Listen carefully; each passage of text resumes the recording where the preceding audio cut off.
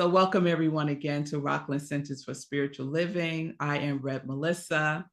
So our theme for 2025 is rooted in oneness, living as principle. And our theme for January is rooted and living.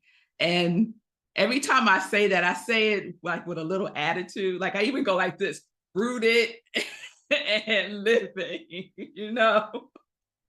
A little gangster with it. So January serves as our foundation of fundamentals. I like to think of it as a science of mind love camp instead of a boot camp, because we are refreshing ourselves with the first 4 chapters of the Science of Mind text. And we started that process last Sunday with the first chapter, The Thing Itself. So I want to share my screen just to go over a really quick recap of the first chapter. The thing itself is us, right? The thing itself, us. So quickly, the 5 fundamentals from that first chapter are the thing itself, the science of mind. So if we call the thing itself by our name, that would be true, because for the thing itself is us. Number 2, the thing itself doesn't play favorites. So universal principles are never respecters of persons. So there is no favorites. All of us are chosen.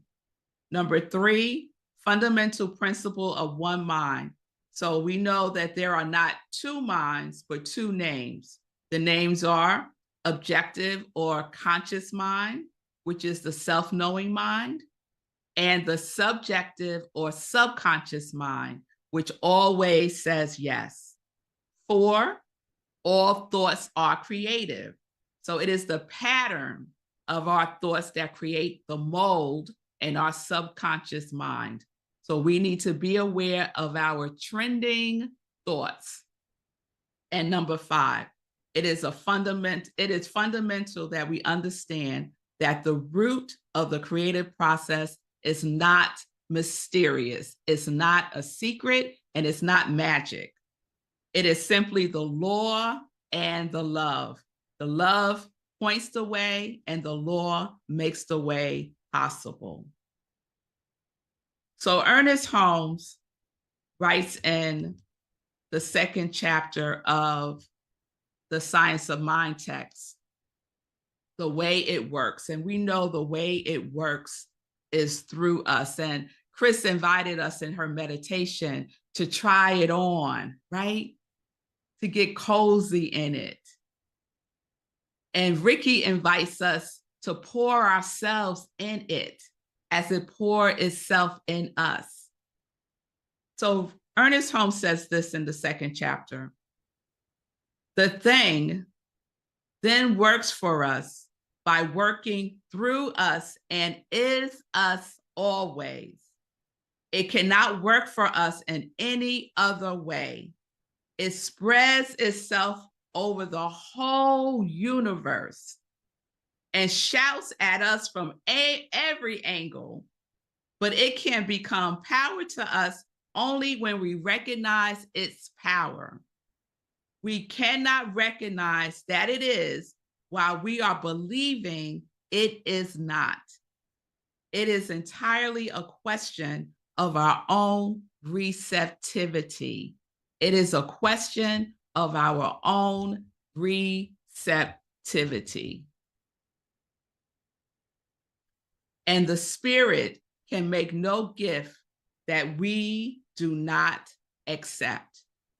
Have you ever tried to give a gift to somebody and they didn't want it? What do you do with that? They won't accept the gift. God's Spirit, well, I have a typo. God's Spirit always has a gift for us. Are we willing to accept the gift? Are we willing to accept the gift? So today's message is an invitation.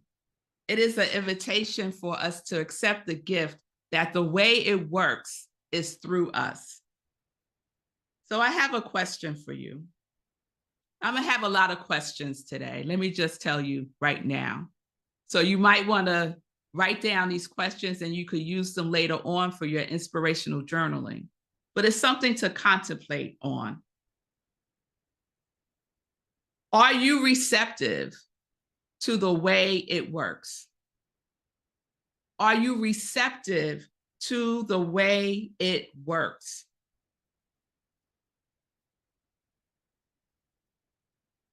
Are you? Are you receptive to the way it works? How does God's spirit universe work? It works through us. It works through us. It works through me. It works through you. It's simply a question, as Ernest Holmes said, it's simply a question of our own receptivity.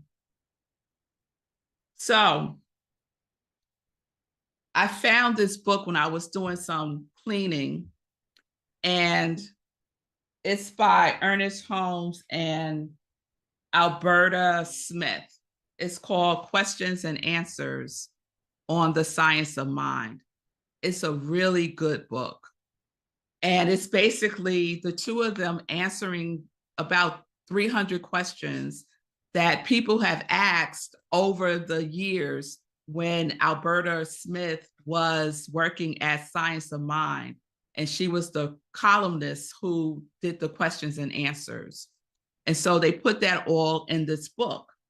And so one of the questions that someone asked was this: how may our spiritual receptivity increase?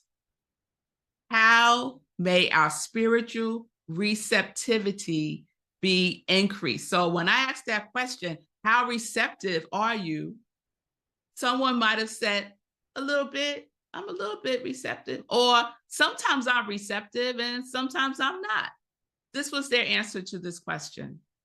We can increase our receptivity through definitely saying and feeling the truth that there is that in me which knows, understands, accepts, believes, recognizes, and embodies. I know and I know that I know. I believe and am conscious that I believe. I am confident of the power of my own word. I have implicit reliance upon the truth. I expect the truth to operate. This truth that I know is made manifest in my experience. Thus, we gradually become more and more conscious of divine presence, power, and law responding to our word. I know that I know that I know. Are there any witnesses to that? I know that I know. All right now, One. I know that I know that I know. So let me ask this question. What are you being receptive to in your life? What are you being receptive? What is the pattern of your receptivity? We talk about the pattern of our thinking. What's the pattern of your receptivity? So we know from last Sunday that the thing itself is us. And today we are reminded that the way it works is through us, because we know that we are the individualization of the universal. And I know everyone, if you haven't, I will be surprised, has heard God can only do for us what God can do through us, right? It's all a matter of degrees. It's all a matter of degrees. In the 30-day mental diet, we started the 30-day mental diet class last week. And one of the things that Willis Kinnear says is that the possibility of using the larger potential, which is within you, depends on the degree to which you become aware of it and consciously use it, the degree to which you become aware and consciously use it. It's not enough to just be aware. Many people say, yes, I'm aware. I'm aware. And what you doing with that awareness, right?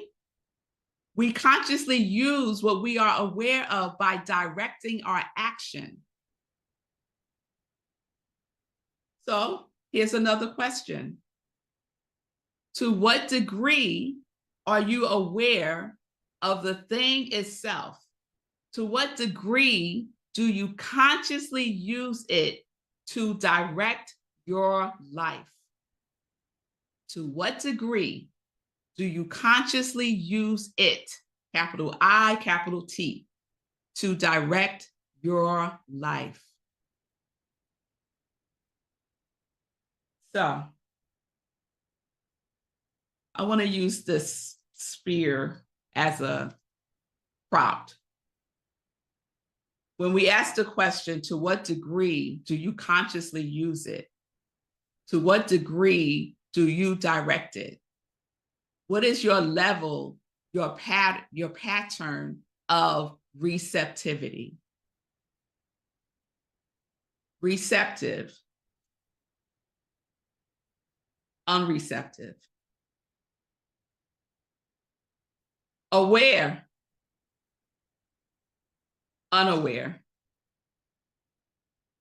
Conscious, unconscious. Directing and focus, unfocused, scattered, willy-nilly, inconsistent. All of those things look like this. Nothing can get in. What can get in? How long would it take to get in? But when we're like this, when we're open, we are available. This is available. This is unavailable. This is present to this right now moment. This is absent. You're in the past or you're in the future. Accept, open. Reject, close. Owning the power that we have indwelling within us, using it and directing it, looks like this, open. Complaining, closed. Binging, closed. Not keeping our words to ourselves, closed. Clutter, closed. No matter what, open.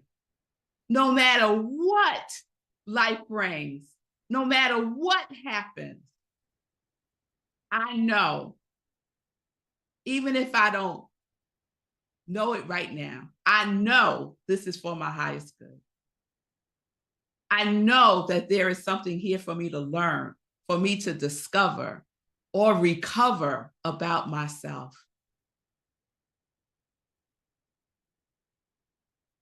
When I feel like it, close. When I feel like exercising, when I feel like doing my spiritual practice, here's one that I tell myself. When I feel like going to bed on time and getting sufficient rest, what I'm really doing when I don't do those things is I'm closing myself to the flow. I'm making it more difficult for the flow to come through. And this is what inconsistency looks like. This is inconsistency. It's like playing hide and seek. We make it more difficult. The practice is in the opening. The practice is in the knowing. The practice is in the owning. The practice is in the receptivity.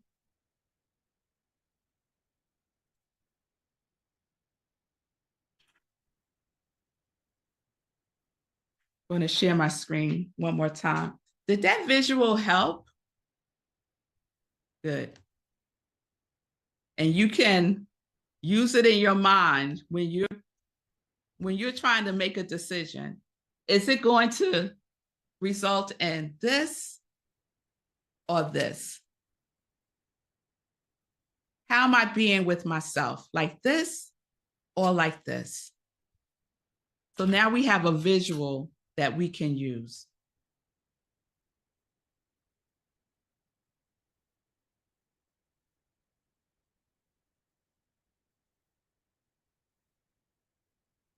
So Ernest Holmes says this: we should work not with anxiety, but with expectancy, not by coercion, but with conviction, not through compulsion, but in a state of conscious recognition and receptivity. We do not have to drive or push, and I would add struggle or hustle, but we must accept and believe. We should then leave everything to the law, expecting a full and complete proof of our faith. We shall not be chagrined, for the law is our faithful servant. The law is obedient. It says yes. It says yes. What are you telling it to say yes to? How are you being receptive to the yes that the law is gifting to us all the time? Are you accepting it or are you rejecting it? Are you believing that you're not worthy of the gift, that you're not enough? Let us know now again that that is not the truth of who you are, because you are the thing itself. And the thing itself works through you. So we're going to continue rooting ourselves in our spiritual practice of spiritual mind treatment. Our spiritual mind treatment, affirmative prayer, is a way in which we can practice receptivity. It is a way that we can exercise being open so that the flow is flowing unhindered. Now, it still may be slow, right? Because God has the how and God has the when. But we want to be receptive to when that when shows up. That when might show up and we like this. And then we want to know what happened. So we get to use our spiritual mind treatment to ground and root ourselves in the truth of the thing itself. We get to know again and again and again that we are the individualized expressions of Spirit of God.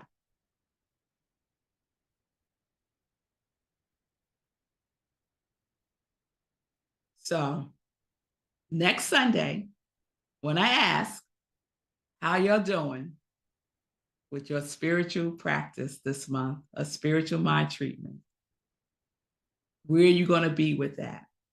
How receptive are you going to be to doing what is yours to do? Consciously using and directing your consciousness.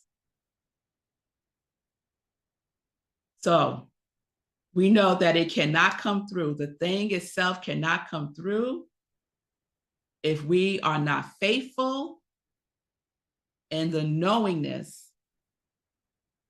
And we know that the degree of our receptivity must be 100%. And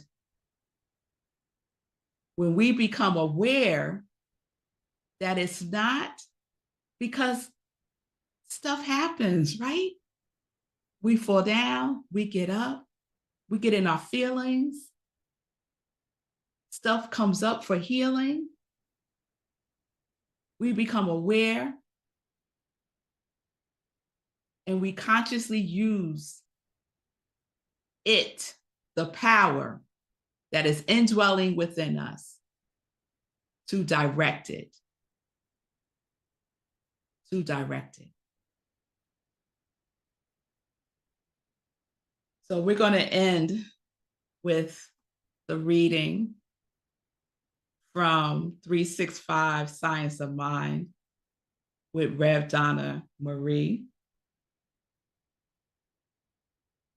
And that is going to ground our message today. Thank you all so very much. Peace and blessings. Peace and blessings to all. Thank you, Rev Melissa. That was beautiful. That was so timely. Oh man, I have work to do. So I'm reading from 365 Science of Mind, January 11th, and page 16. The impersonal law of personal good. All power is given unto me in heaven and in earth. Matthew 28, verse 18. It is interesting to note that while Jesus said that all power was given to him in heaven and earth, at another time, he said that he of himself could do nothing. This sounds like a contradiction until we understand the subtly, I was trying to pronounce that earlier, excuse me, of its meaning. Jesus realized that there is but one power and one presence, and he knew that we all live in his presence and by his power. He also knew that when he surrendered himself to the presence, that is, when he thought the thoughts of God after him, then the power would automatically respond to him. Therefore, in surrendering himself to the presence of good, he commanded the law of good. This is fundamental to our whole concept of what we believe and the way we use it. For we use the law of good, which of itself is entirely impersonal and independent of us, like all other laws of nature. Responding to the presence of love, we use the law of good. This is what meditation, affirmation, and prayer mean. I am now dependent on the power that is greater than I am and upon the law of good that is available right here and now. I identify my life with the presence and power and the love of God. I recognize the divine presence within and around me and in all people. If there is anything in me that denies this presence of this power, I loose it and let it go. I surrender myself to the complete conviction that everything necessary for my well-being, for my physical, mental, and spiritual self-expression is now operating in, through, and around me. I know that everything I do will prosper. I know that the one life, which is God, is my life now. Now. Therefore, I accept this gift of life and love for myself and for all people. Ashe, thank you for allowing me to read that today. You're very Peace and welcome. blessings. Peace and blessings, Ashe, and so it is. Amen. Now, the way that Rev Donna Marie read that, you felt it. So when we say our spiritual practice, our spiritual mind treatments, our affirmative prayer, it is with the conviction. We feel it. Yes? And that last paragraph, Rev Donna Marie, it gets me too, girl. Ooh, that gets me. If there is anything in me that denies this presence or this power, I lose it and let it go. Yes. Lose it and let it go. Don't go finding it again. Release and let it go. Amen. Amen. Amen. Thank you, Rev Donna Marie.